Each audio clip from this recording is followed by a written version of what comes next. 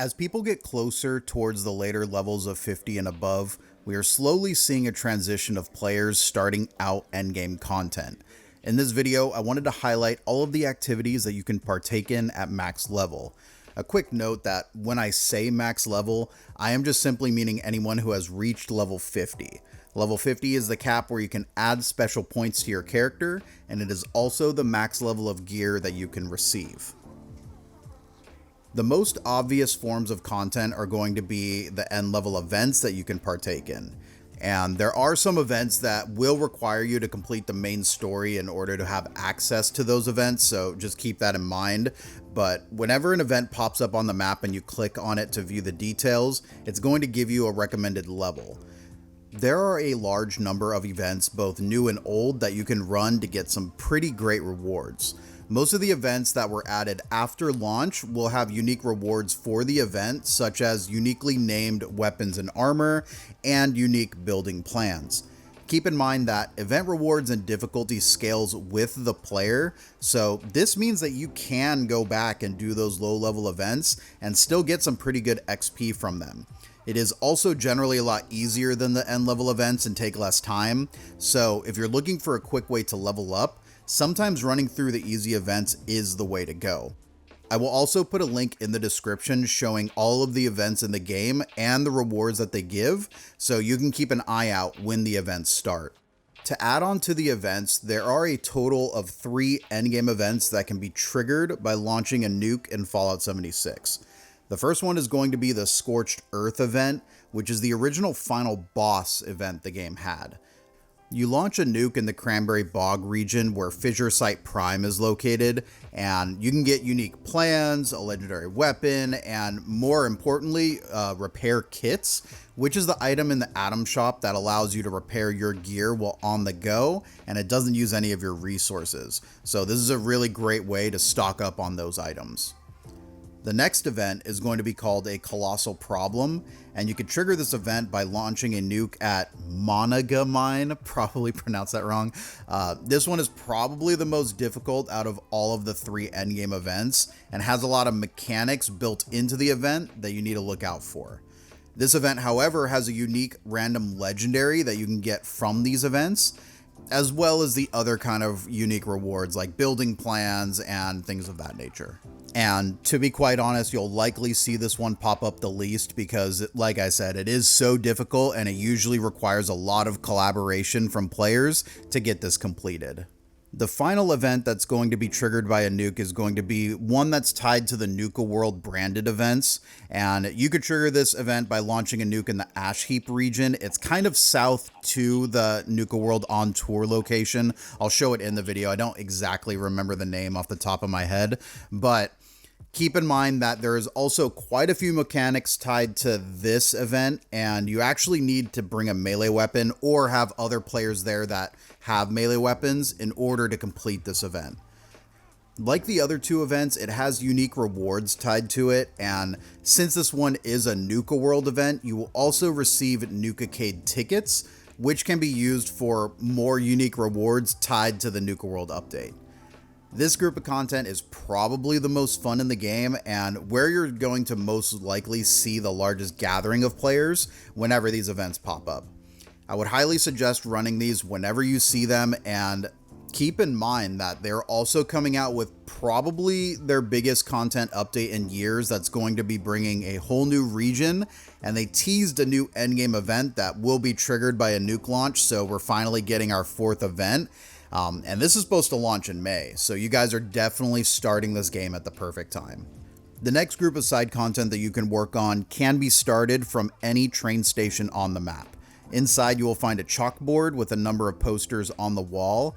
These are each of the side quests that they added into the game after launch, and there are a number of pretty lengthy side quests, with each of them offering unique rewards tied to them. If you have waited till level 50 to start these quests, you will be ensuring that you're getting the highest level versions of the rewards. Some of these quests are going to be simple, crafting quests like the beer quest line. Essentially, each day you could do a quest to get a different recipe to craft an alcoholic item that will offer a, variety of boosts. Other posters will lead you to whole quest lines like the new Atlantic City quest line, or they'll just be entry-level quests to get you started on the other endgame content like expeditions and daily operations. And while we are on the topic for that, the other really good endgame content is going to be the daily operations and expeditions. Daily operations are sort of like quick dungeons. There are two different versions of the quest, one where you defend a couple of zones and defeat a boss, and another where you hunt down low-level mobs to again defeat a boss. They take place in a variety of interior zones in the game like caves, vaults, and so forth, and they're typically run with 4 players and can be completed in under 8 minutes. In fact, there are 3 tiers of rewards, and you get higher rewards by completing it faster. So if you're running with a competent group, you can easily knock these out fairly quickly for good rewards. The enemies inside also drop a lot of ammo for whatever gun you're using, so this is also probably the best way to get a lot of ammo for your guns. Please note that you can only complete daily operations once a day for the rewards, but you could still run these for XP. The other type of content is called expeditions. These are slower and a more drawn out version of the daily operations, and they typically offer more steps and mechanics, but they take place outside of the original map. There are 2 in the pit, which for those of you who have played Fallout 3, you may be familiar with the DLC in the same zone. There was recently added 3 different expeditions in Atlantic City, which is the first time we ventured out there in the Fallout universe, so it's pretty exciting. These are really fun to run through, and just like daily operations, they're a great source of XP and ammo. The rewards from these can be completed over and over again, unlike the daily operations. In my latest tip video, I stated that it's much better to wait to do the side content once you were level 50 because the rewards would be tied to your level. There are a bunch of side quests that were in the game since launch, so I'm going to put a link in the description down below for all of those quests so you guys can check those out for pretty good XP and rewards also. Finally, if you're looking for a great way to earn XP and look for legendaries, a lot of the areas that are used in daily operations can be explored on the map. Some of the locations would be both vaults, the burrows, and more.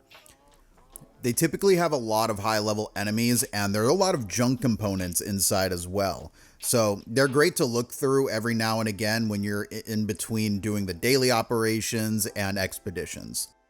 Once you get more familiar with the map, you're going to naturally find the locations that have a lot of enemies and resources. And with enemies also scaling to your level, virtually any location on the map that has a lot of enemies are a good source for XP and also good to check out for junk every once in a while.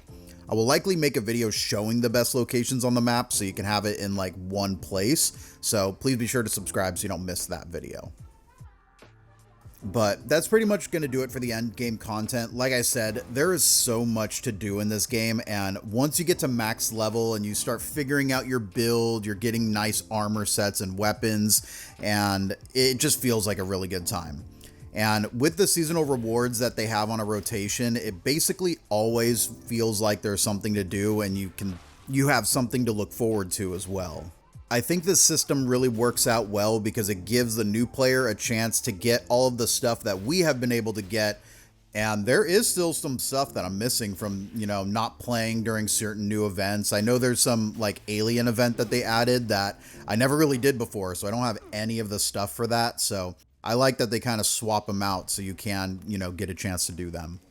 I really think that the endgame content for this game is in a really good place, so I like that I'm seeing as I'm playing right now, a lot of people are starting out at level 20 when the show first dropped, and then now we're getting to the point where people are getting level 50 and up, they're getting their builds out, and they're starting to attend these end level events, and it's really fun to see. And with the new update that's coming next month, I'm so excited for us all to be able to experience something new for the first time. I think it's going to be pretty cool, so hope you guys stick around till next month because I think it's going to be the biggest update we've had in a long time. So I know I'm going to be playing it, and I hope you guys will be too. Thank you guys for checking out the video.